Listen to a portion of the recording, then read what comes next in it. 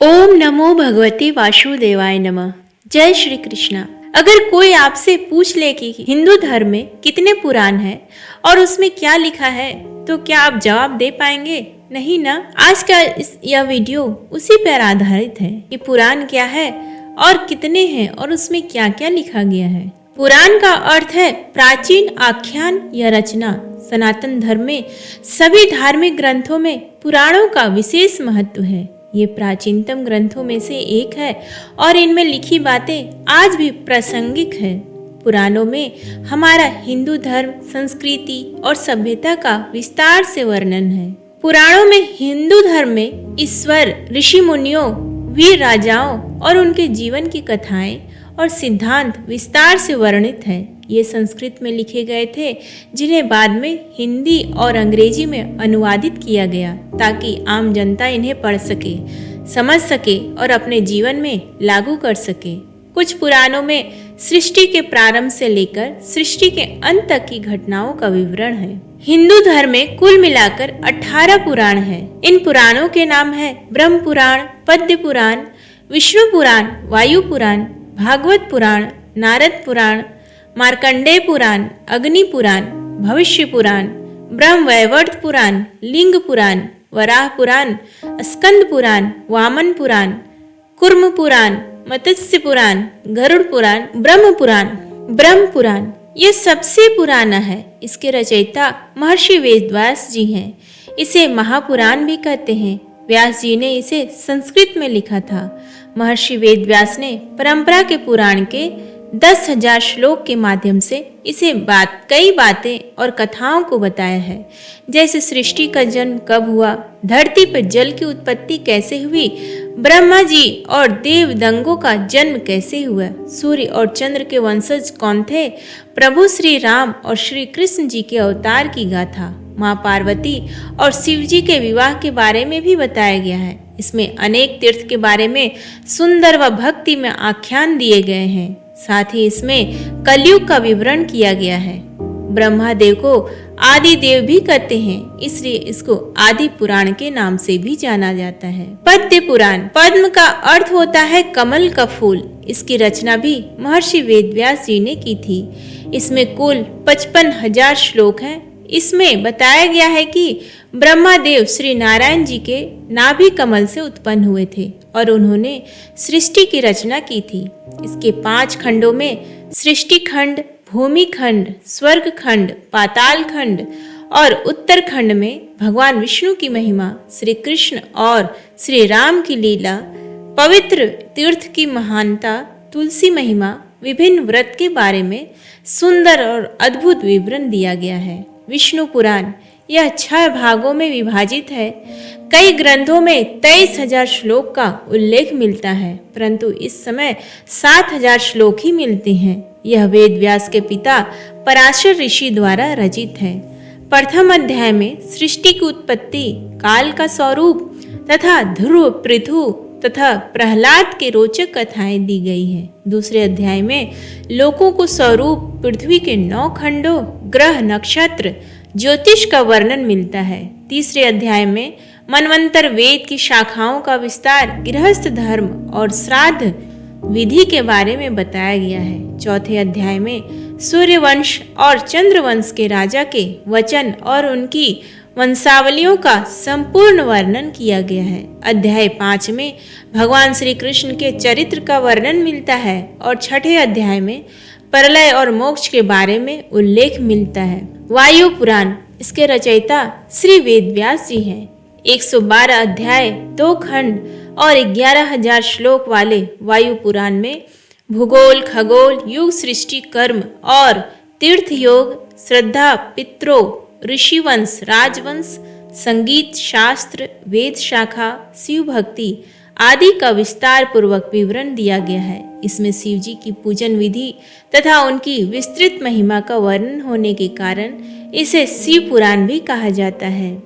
इसमें भारत के बारे में भी लिखा गया है तथा नदी, पर्वतों, खंडों, द्वीपों और लंका के बारे में भी लिखा गया है। इसके अलावा इसमें वरुण वंश, चंद्र वंश आदि का भी सुंदर वर्णन है। भागवत पुराण, इसे भागवत और श्रीमद् भागवतम के नाम से भी जाना जाता है। इसके रचयिता महर्षि वेदव्यास हैं। इसमें 12 स्कंद और 18,000 श्लोक हैं। कहते हैं कि यह आत्मा की मुक्ति का मार्ग बताता है। इसका मुख्य बिंदु प्रेम और भाव भक्ति है। इसमें श्री कृष्ण को भगवान के रूप में बताया गया है और उनके जन्म प्रेम लीलाओं का विस्तार पूर्वक विवरण दिया गया है।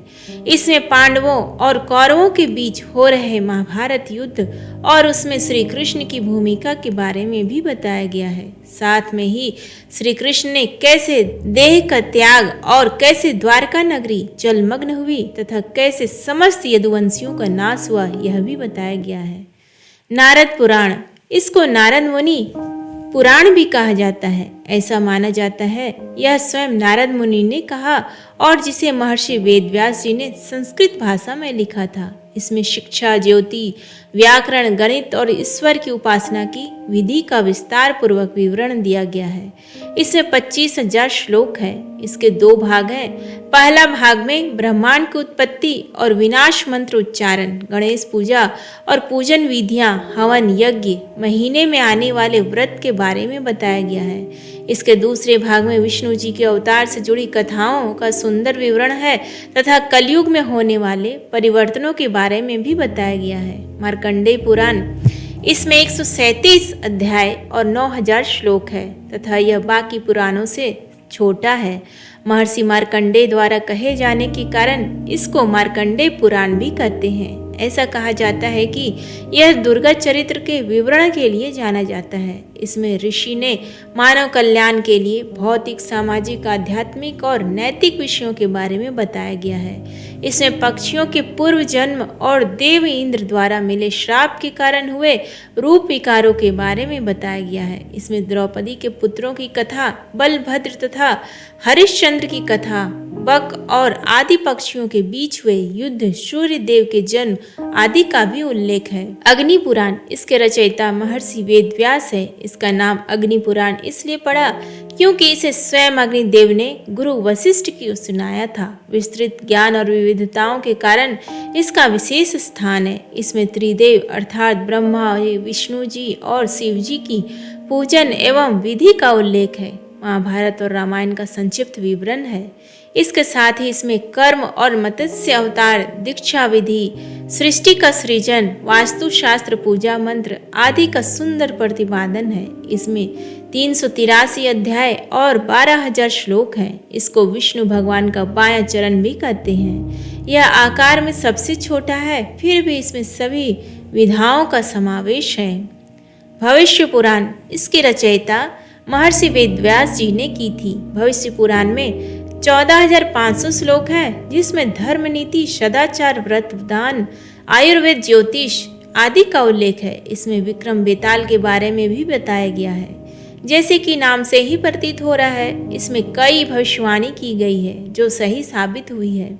इसमें पृथ्वीराज चौहान, हर्ष महाराज, शिवाजी महाराज जैसे वीर हिंदू राजाओं के बारे में भी बताया गया है। इसकी शैली और विषय वस्तु के कारण यह पुराण बहुत महत्वपूर्ण है। इसमें सूर्य देव की पूजन की विधि और महिमा का भी विवरण है।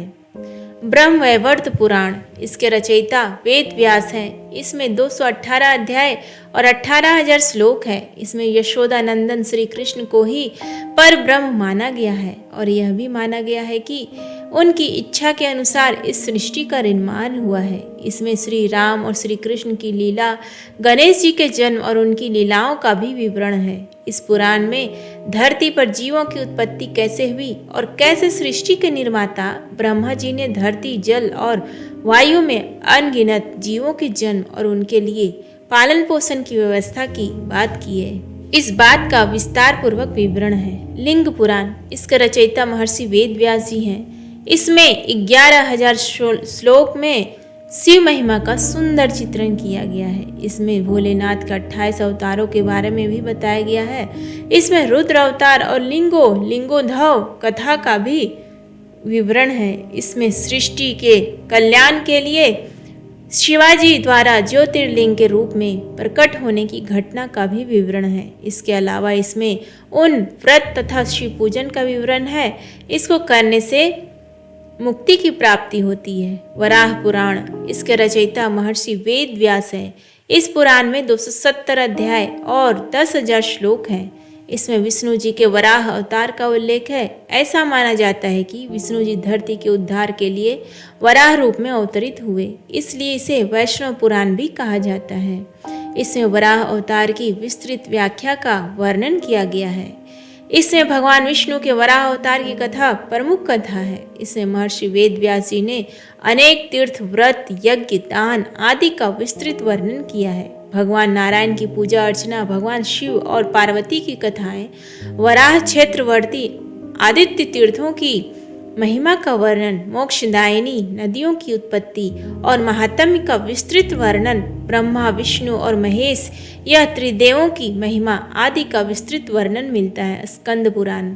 यह श्लोकों की दृष्टि से सभी पुराणों में सबसे बड़ा है। इसमें भगवान शिव के पुत्र कार्तिकेय द्वारा शिव तत्व का विस्तृत वर्णन किया गया है, इसलिए इसका नाम स्कंद पुराण है। स्कंद का अर्थ है क्षरण, अर्थात विनाश संहार के देवता हैं।